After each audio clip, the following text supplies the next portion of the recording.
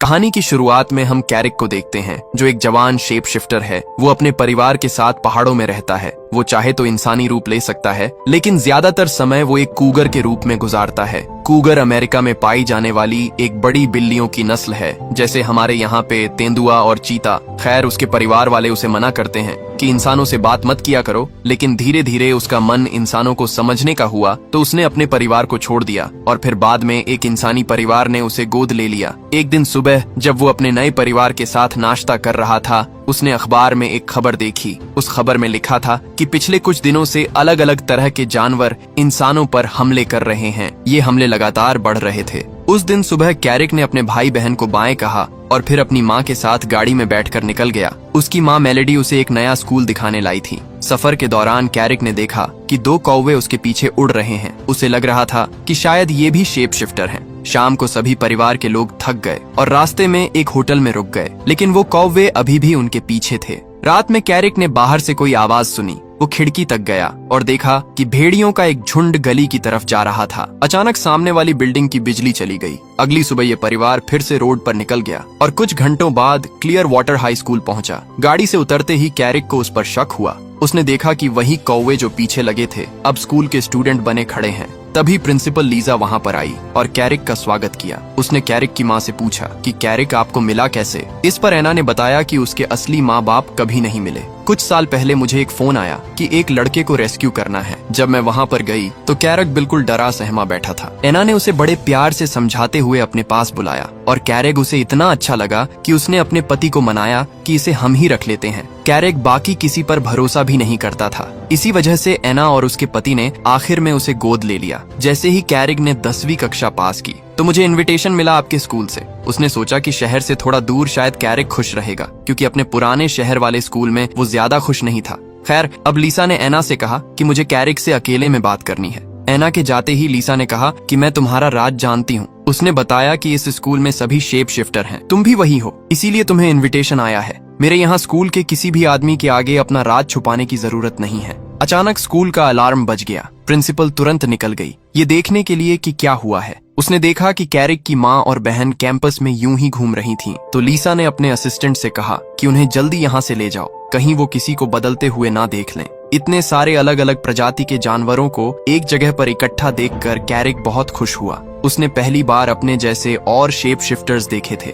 जब वो स्कूल के अंदर घूम रहा था, उसकी मुलाकात जेफरी नाम के एक लड़के की गैंग से हुई। उन दोनों के बीच शुरुआत से ही दुश्मनी सी छिड़ गई, लेकिन तभी उनका टीचर जेम्स वहां आ गया और उनके झगड़े को रोक दिया। थोड़ी देर बाद स्कूल के सभी बच्चों को इंट्रोड्यूस करवाया गया। एना अपने बेटे को वहीं छोड़कर वहां से वापस चली गई। जब वो और मेलेडी वापस गाड़ी की तरफ चले, तभी एक अमीर आदमी एंड्रयू मिलिंग कैंपस में आया। दरअसल एंड्रयू ही स्कूल की फंडिंग चलाता है। अपने परिवार को अलविदा कहने के बाद कैरिक की मुलाकात एंड्रयू से हुई। उसने बताया कि मैं जानवरों की तरह यूं इधर उधर फिरता थक चुका था। मुझे लगने लगा था कि जिंदगी में बहुत कुछ है जो सिर्फ कूगर बन के भटकने से नहीं मिलने वाला। जब वो अपने नए कमरे में आया, उसे स्कूल के रूल्स बताए गए। जैसे ही प्रिंसिपल बाहर गई, एक गिलहरी खिड़की पर आई। उसने खिड़की खोली तो वो छोटी सी गिलहरी अंदर आ गई और अपना परिचय दिया। उसने बताया कि मेरा नाम होली है और मुझे अभी के लिए तुम्हारा गाइड बनाया गया है। फिर वो उसे पहली शेप शिफ्टिंग क्लास में ले गई। क्लास शुरू होने से पहले उनके टीचर मिस्टर एलवुड ने सबको याद दिलाया कि अपनी शक्तियां सिर्फ क्लास में इस्तेमाल करनी है, बाहर इंसानों के सामने इस्तेमाल करने की इजाजत नहीं है। उनके आगे अपना शरीर बदलना बहुत खतरनाक हो सकता है, तुम्हें पकड़ लिया जाएगा, एक्सपेरिमेंट करेंगे तुम्हारे ऊपर। अब क्योंकि कैरिक स्कूल में नया था, उसे बुलाया गया कि सबके सामने अपना शरीर बदल के दिखाओ। लेकिन उसके कुछ करने से पहले ही ब्रैंडन नाम का एक लड़का बदलकर जंगली भैंसा बन गया। उसका अपनी शक्तियों पर थोड़ा कम कंट्रोल था, इसी वजह से वो ज्यादा देर तक इंसानी रूप में नहीं रह पाता था। जब कैरिक ने देखा कि ये लड़का कितनी आसानी से रूप बदलता है, तो उसका कॉन्फिडेंस थोड़ा गिर गया। उसने बहुत समय से अपना रूप नहीं बदला था, लेकिन तभी लीसा ने उसकी मदद की। उसने कैरिक को उसकी पुरानी जिंदगी याद दिलाई, जब वो अपने माँ बाप के साथ जंगल में घूमता था, भागता दौड़ता था। ये सब सुनकर कैरिक ने भी अपना असली रूप दिखाया। इसके बाद प्रिंसिपल ने सभी बच्चों से अपना रूप बदलने को कहा। तब कैरिक को समझ आया कि जेफरी और उसके दोस्त साथ में इसलिए रहते हैं क्योंकि वो भेड़ियों का एक झुंड है। उस वक्त लीसा ने कहा कि तुम धीरे धीरे अपने इंसान और जानवर वाले रूप को बैलेंस करना सीख जाओगे। कुछ घंटे बाद जब वो अपने कमरे में आराम कर रहा था, तब ब्रैंडन वहां आया। उसने बताया कि वो कैरिक का नया रूममेट है। तभी अचानक से होली भी वहां टपक पड़ी और कहने लगी कि अब कैफेटेरिया जाने का वक्त हो गया है। खाने के बाद कैरिक की मुलाकात डोरियन से हुई। डोरियन एक लड़का है जो बिल्ली बन सकता है। इस स्कूल में आने से पहले वो एक इंसानी परिवार के घर पर पालतू बनकर रह रहा था, लेकिन फिर एक दिन उन्होंने मछली वाला कैन मुझे खुद खोलते हुए देख लिया, फिर निकाल दिया घर से। अब कैरिक का माउंटेन लाइन वाला रूप सबके सामने आ गया था। अब वो बहुत खतरनाक जानवर था, तो सभी बच्चे उसकी इज्जत करने लगे, लेकिन साथ ही जो बच्चे कमजोर जानवर बनते थे वो उससे डरने लगे। इस वजह से कई बच्चे उससे दूर रहने लगे, क्योंकि वो उनके लिए खतरा था। ब्यू नाम का एक लड़का, जो कि एक छोटे से प्यारे खरगोश में बदलता है, हमेशा बहुत डरा डरा रहता। कैरिक ने देखा कि जेफरी अपने दोस्तों के साथ उसे परेशान कर रहा है। ये देखकर कैरिक वहां गया और ब्यू को उन भेड़ियों से बचाया। दोनों गुटों में लड़ाई होने ही वाली थी कि तभी उनका टीचर जेम्स वहां आ गया। उस रात जब कैरिक अपने परिवार का सपना देख रहा था तो ब्रैंडन ने अचानक उसे जगा दिया। नींद में ही ब्रैंडन का रूप बदल गया और उसने बिस्तर तोड़ दिया। उसने बताया कि ऐसा हफ्ते में एक आध बार होता है, तो तेरी नींद तोड़ने के लिए एडवांस में सॉरी। ये सुनकर कैरिक सोचने लगा कि अगली कुछ रातें इतनी आरामदायक तो नहीं होने वाली।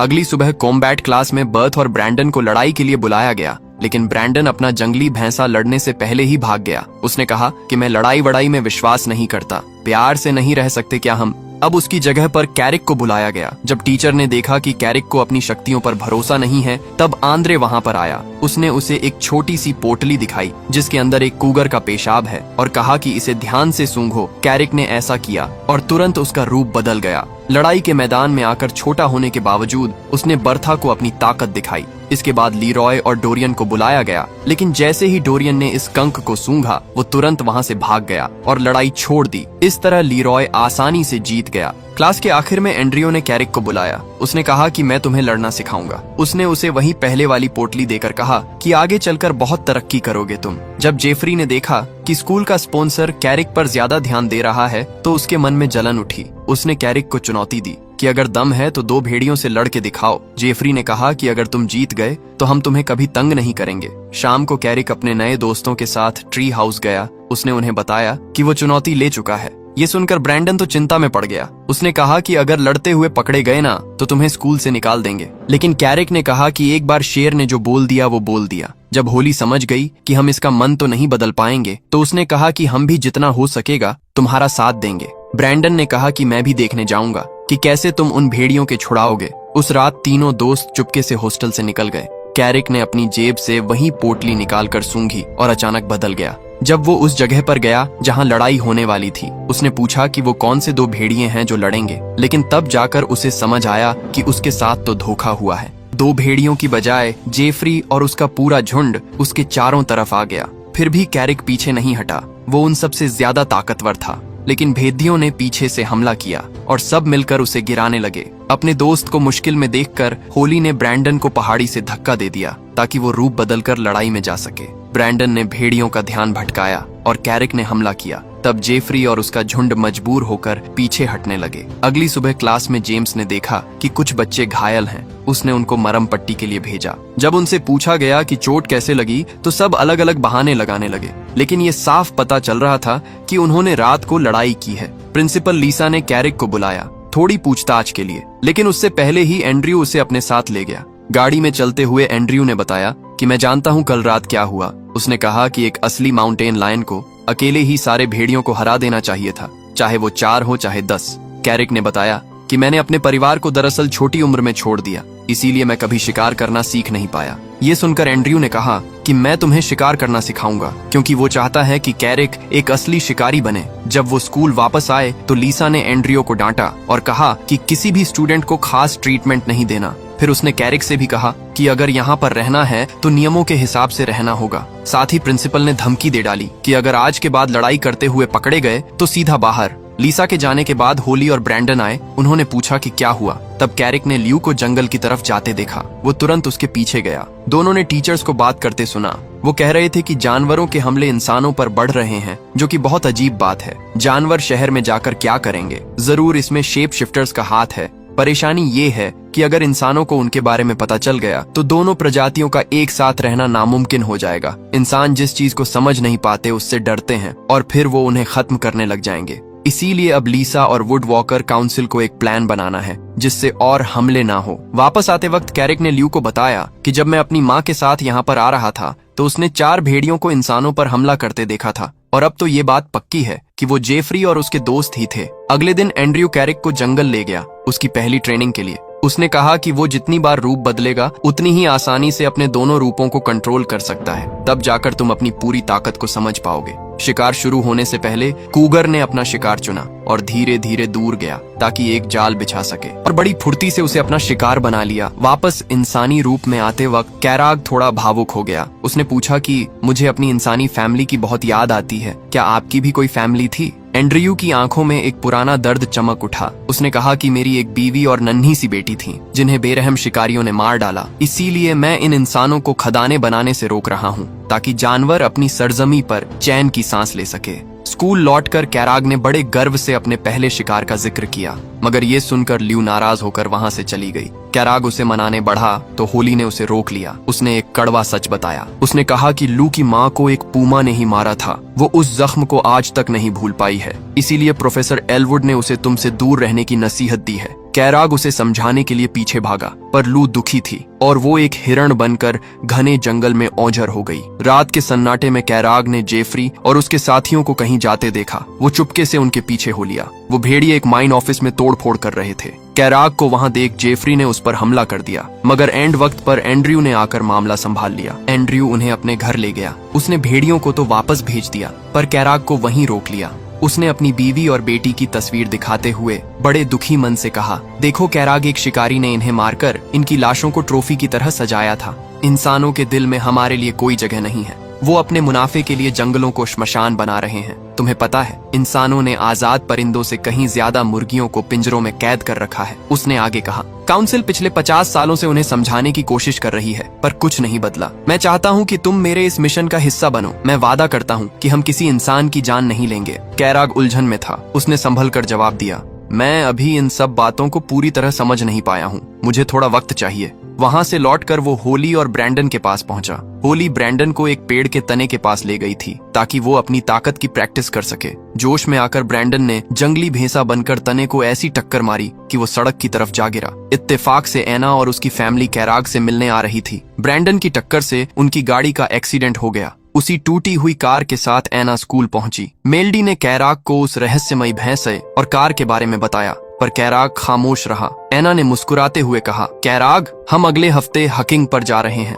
क्या तुम हमारे साथ चलोगे? कैराग फौरन मान गया। उसकी खुशी देख मेलेडी ने उसे तोहफे में एक यूनिकॉर्न दिया और फिर वे वहां से विदा हो गए। होली और ब्रैंडन ने कैराग का दिल टटोलने की कोशिश की, उसकी असली फैमिली के बारे में सवाल पूछे, पर उसने अपनी खामोशी नहीं तोड़ी और तेजी से घने जंगल की ओर निकल गया। वो अपनी पूर्व में पहाड़ों की ऊंचाइयों पर आजाद घूमना चाहता था। तभी विंग उसे ढूंढते हुए वहां पहुंची और उसे वापस स्कूल चलने की ताकीद करने लगी। तभी फिजाओं में एक मनहूस सी गूंज सुनाई दी। एक शिकारी ड्रोन और कुछ शिकारी कुत्ते उनके पीछे पड़ चुके थे। बचने के लिए कैराग और विंग एक ऊंचे पेड़ की ओट में छिप गए। कुत्ते तो उन्हें सूंघ ना सके, पर वो कमबख्त ड्रोन उनके बिल्कुल करीब आ चुका था। विंग ने फुर्ती दिखाई और झपट्टा मारकर उस ड्रोन को जमीन पर दे मारा। कैराग स्कूल की तरफ भागा, पर शिकारी उस पर अंधाधुंध गोलियां बरसाने लगे। भागते भागते वो पसीने से तरबतर और बुरी तरह निढाल हो चुका था। जबकि शिकारी कुत्ते उसकी गर्दन तक पहुंचने ही वाले थे, तभी शैडो कौवा वहां पहुंचा और कैराग का बैग फेंकते हुए चिल्लाया,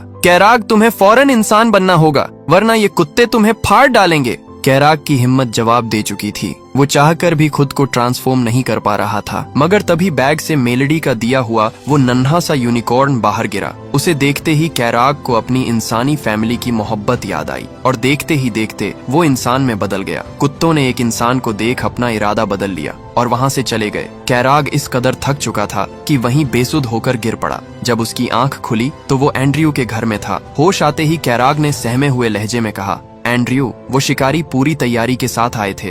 कहीं ऐसा तो नहीं कि मेरी पूमा फैमिली भी आपकी बीवी और बेटी की तरह उनका शिकार बन गई? एंड्रयू ने उसे हौसला बंधाया, फिक्र ना करो, मैंने अपनी टीम को तुम्हारी फैमिली की तलाश में भेजा है। जल्द ही कोई अच्छी खबर मिलेगी, मगर फिलहाल हमें इन बेदर्द इंसानों को रोकना होगा। अगर इन्होंने ये माइन खोद ली तो जंगली बेजुबानों का यहाँ जीना मुश्किल हो जाएगा। शिकारियों के उस जानलेवा हमले के बाद कैराग का खून खौल उठा और वो एंड्रयू की मदद के लिए तैयार हो गया। जेफरी और उसका पूरा झुंड भी वहां पहुंच चुका था। एंड्रयू ने सबको हिदायत दी, हमारा मकसद किसी की जान लेना नहीं, बल्कि उनकी मशीनों और सामान को नेस्तनाबूद करना है, ताकि वो यहाँ काम न कर सके। कैराक कुछ पूछना चाहता था, पर जेफरी उससे उलझ पड़ा। एंड्रयू ने दखल देते हुए कहा, अगर ये मिशन कामयाब करना है तो आपसी रंजिशों को भुलाकर एक होना होगा। तभी एना का फोन आया। वो चहकते हुए बोली, कैराग, मैं स्कूल आ रही हूँ, फिर हम सब हैंगिंग पर चलेंगे। मगर कैराग ने बड़े रूखे अंदाज में मना कर दिया और फोन काट दिया। एना सन्न रह गई। उसे समझ नहीं आया कि उसके लाडले को अचानक क्या हो गया है। होली और ब्रैंडन कैराग को ढूंढते हुए एंड्रयू के घर तक आ पहुंचे।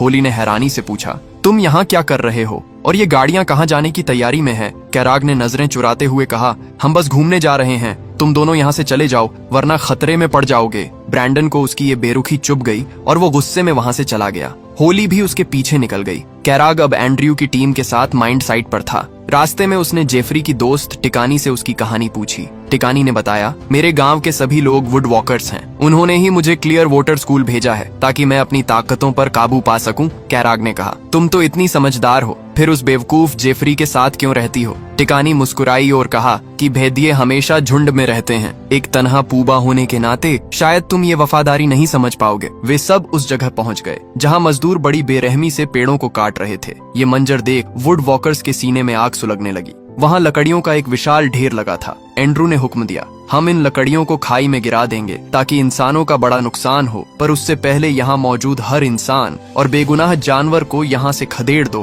कैराग जानवरों को भगाने के लिए इलाके का मुआयना कर ही रहा था कि अचानक उसकी नजर नीचे पहाड़ की तलहटी पर पड़ी। उसके पैरों तले जमीन खिसक गई। वहाँ एना अपनी फैमिली के साथ हकिंग कर रही थी। कैराग बदहवास होकर एंड्रयू के साथ ही डरेक के पास भागा। डरेक, रुको, ये मिशन अभी रोक दो। मगर भेदियों ने अपना काम शुरू कर दिया था। डरेक ने बेरुखी से कहा, अब बहुत देर हो चुकी है कैराग, मिशन नहीं रुकेगा। तुम अपनी जज्बाती बातों को छोड़ो और सिर्फ अपने काम पर ध्यान दो। कैराग के हाथ पांव फूल गए थे। उसने फौरन एंड्रयू को फोन लगाया और गिड़गिड़ाते हुए कहा, एंड्रयू रुको, मेरी इंसानी फैमिली ठीक उसी पहाड़ी के नीचे है। अगर ये लकड़ियां गिरी तो उनकी जान चली जाएगी। भगवान के लिए ये मिशन अभी रोक दो। मगर एंड्रयू के दिल में तो जहर भरा था। उसने बड़ी बेरहमी से झूठ बोला, घबराओ मत कैराग, मुझे सब पता है, उन्हें कुछ नहीं होगा। और हाँ, याद रखना, वो तुम्हारे सगे नहीं हैं। ये कहकर उसने फोन काट दिया। कैराग समझ गया कि एंड्रयू की हमदर्दी महज एक दिखावा थी। वहाँ भेड़ियों ने दहशत फैलाकर वर्कर्स को भगा दिया था। डैन ने अपनी कार से रस्सियां बांधकर लकड़ियों को खाई में धकेलना शुरू कर दिया। कैराग ने उसे रोकने की बहुत कोशिश की,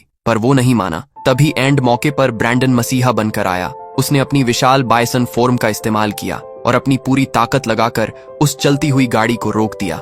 वहीं आसमान में शैडो और विंग मंडरा रहे थे। उन्हें देखकर जेफरी की रूह कांप गई। उसे लगा कि अगर प्रिंसिपल लीसा को इस साजिश की भनक लग गई तो वे सबको स्कूल से निकाल बाहर करेंगी। वो डरपोक अपने साथियों के साथ दुम दबाकर वहां से भाग निकला, मगर टिकानी नहीं भागी। वो कैराग की मदद के लिए वहीं रुक गई। ब्रैंडन अकेली जान उस भारी गाड़ी को रोकने में जूझ रहा था, जिसे देख कैराग ने फुर्ती से टायर के नीचे एक लकड़ी फंसा दी। होली भी जान हथेली पर लेकर कार के अंदर घुसी ताकि डैन को रोक सके, पर उस जालिम ने उसे उठाकर खाई में फेंक दिया। शुक्र है कि टिकानी ने वक्त रहते उसे थाम लिया। तभी लू वहां पहुंची और डरेक का रास्ता रोकने लगी। डरेक गुस्से में ग्रिसली बियर बन गया और लू को खाई में गिराने ही वाला था कि ब्रैंडन ने एक जोरदार टक्कर मारकर उसे दूर फेंक दिया। कैराग ने भी माउंटेन लोयन बनकर डैन को वहां से खदेड़ दिया। तभी एंड्रयू खुद माउंटेन लोयन बनकर वहां आया। उसने नफरत में आकर टायर के नीचे लगी लकड़ी हटा दी, जिससे कार धीरे धीरे पीछे सरकने लगी। कैराग और एंड्रयू के बीच एक भयानक जंग छिड़ गई। एक तरफ लालच था और दूसरी तरफ अपनों को बचाने की तड़प। मगर अफसोस, भारी लकड़ियां खाई में गिर ही गईं। कैराग ने अपनी लड़ाई छोड़ी और बिजली की तेजी से एना को बचाने के लिए नीचे कूदा। एना ने मौत को अपनी तरफ आते देख लिया था। वो डोनाल्ड और मेल्डी को लेकर एक पेड़ की ओट में छिप गई, पर मेल्डी, उसने हेडफोन लगा रखे थे, उसे कुछ सुनाई नहीं दे रहा था और मौत की लकड़ियां बस उसे कुचलने ही वाली थीं। तभी एक साए ने छलांग लगाई। कैराग ने अपनी जान की परवाह न करते हुए मेल्डी को खींच लिया। अपनी बेटी को सही सलामत देख एना की आंखों में खुशी के आंसू आ गए। मेल्डी ने उस पूमा की तरफ इशारा किया, पर किसी ने उसकी बात पर यकीन नहीं किया। ल्यू, होली और ब्रैंडन बदहवास होकर कैराग को ढूंढने लगे। वो खाई में लहूलुहान पड़ा था। उन्हें लगा कि उनका दोस्त अब नहीं रहा, पर कैराग चट्टान का बना था। उसे सिर्फ चोटें आई थीं। वो इंसान में बदला और एना के पास पहुंचा। तभी वहां एंड्रयू भी आ धमका। उसने चेहरे पर शरीफों वाला मुखौटा ओढ़ा और एना से कहा, मैं कैराग का मेंटोर हूँ, हम यहाँ सैर पर आए थे। शुक्र है खुदा का कि आप सब महफूज हैं। अपनी छवि सुधारने के लिए उसने ऐना की फैमिली को हेलीकॉप्टर से अस्पताल भिजवा दिया। जाते जाते उसने कैराक के कान में जहर घोला। अगर तुम ऐसे ही इंसानों के लिए अपनी जान दांव पर लगाते रहे तो कभी असली वुड वॉकर नहीं बन पाओगे। कैराक ने जवाब दिया, मैं एक असली वुड वॉकर हूँ एंड्रयू। आपकी और मेरे पिता की सोच गलत है। मेरा मानना है कि हम अपनी दोनों पहचानों के साथ दोनों दुनियाओं में खुश रह सकते हैं। एंड्रयू ने अपनी हार छिपाते हुए एक आखिरी पत्ता फेंका। तुम्हारी इस इंसानी वफादारी के बदले मैं तुम्हें तुम्हारी असली फैमिली का पता बताता हूँ। मेरे जासूसों ने 3 माउंटेन लोयन देखे हैं। यकीन मानो वो तुम्हारे अपने हैं। तभी लिसा और जेम्स वहां पहुंचे। एंड्रयू ने झूठ की चादर ओढ़ते हुए कहा कि कैराक की वजह से आज किसी को चोट नहीं आई। होली लिसा को सब सच बताना चाहती थी, पर कैराग ने उसे रोक दिया। उसे अपनी असली फैमिली तक पहुंचने के लिए अभी एंड्रू की जरूरत थी। लिसा को शक तो हुआ, पर वो खामोश रही। वापसी के सफर में लू ने पूछा, कैराग, तुमने एंड्रयू की असलियत क्यों छिपाई? कैराग की आंखों में उम्मीद की चमक थी। मुझे अपनों को ढूंढना है। मैं चाहता हूँ कि मेरे सगे पिता मुझे समझे। जंग के इन लम्हों ने ल्यू और कैराग को करीब ला दिया था। उनके बीच प्यार का इजहार होने ही वाला था कि शरारती होली ने बीच में आकर उन्हें टोक दिया। वे सब वापस स्कूल पहुंचे, जहां कैराग की बहादुरी के चर्चे आम थे। जो कल तक उसे नफरत की निगाह से देखते थे, आज वो भी उसके मुरीद बन चुके थे। यहाँ तक कि प्रोफेसर एलवुड ने भी उसकी जमकर तारीफ की। कैराग ने साबित कर दिया कि वो सिर्फ एक शिकारी नहीं बल्कि एक रक्षक है। और इसी सीन के साथ ये कहानी यहीं पर खत्म हो जाती है। दोस्तों, आपको वीडियो कैसी लगी? लाइक और कमेंट करके जरूर बताना। वेल, मिलते हैं अगली शानदार वीडियो में। तब तक के लिए सब्सक्राइब बटन दबा दो।